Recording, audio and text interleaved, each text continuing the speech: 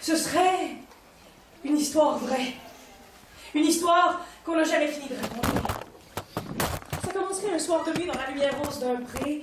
Il y aurait des étoiles et un lac, le reflet d'une chevelure et l'onde circulaire d'une larme qui tombe dans l'eau. Il y aurait des branches grises et des bourgeons qui déplient très lentement leur mystère pour ombrager les balançoires.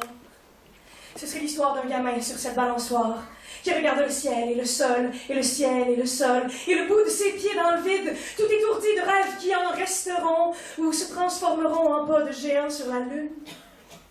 Ce serait une histoire de grandes idées et de grandes découvertes. Il y aurait des tablettes de bois empoussiérées et des centaines, des milliers, des millions de livres et de regards illuminés qui se croisent au-dessus d'un microscope ou d'un corps qui se ranime dans un hôpital de fortune, une tente prospecteur, un éclaireur, une allumette, une explosion. Ce serait une histoire de poudre à canon ou celle d'un mineur qui se crache les poumons entre les miettes d'un pain rassis et les pleurs d'un bébé de trop désespérément accroché à un sein fatigué et sec. Il y aurait des linceuls et des drapeaux défripés par la jeunesse un matin d'élection.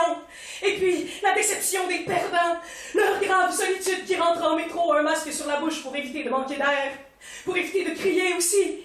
Il y aurait des bâillons et des mascarades, des carnavals, seins nus et emplumés, des rapaces, prêts à vous arracher l'espoir.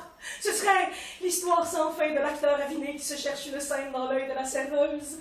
Il y aurait là des chansons à boire et des anecdotes banales, des mers d'alcool et des bateaux à voile, la mort lente et solitaire d'un naufragé avalé par les vagues, des tempêtes, le calme juste après, et des silences plats.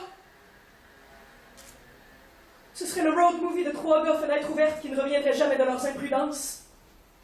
Dans cette histoire terrible, il y aurait des pieds sales sur des prélats rusés, des ventres creux et des ongles cassants.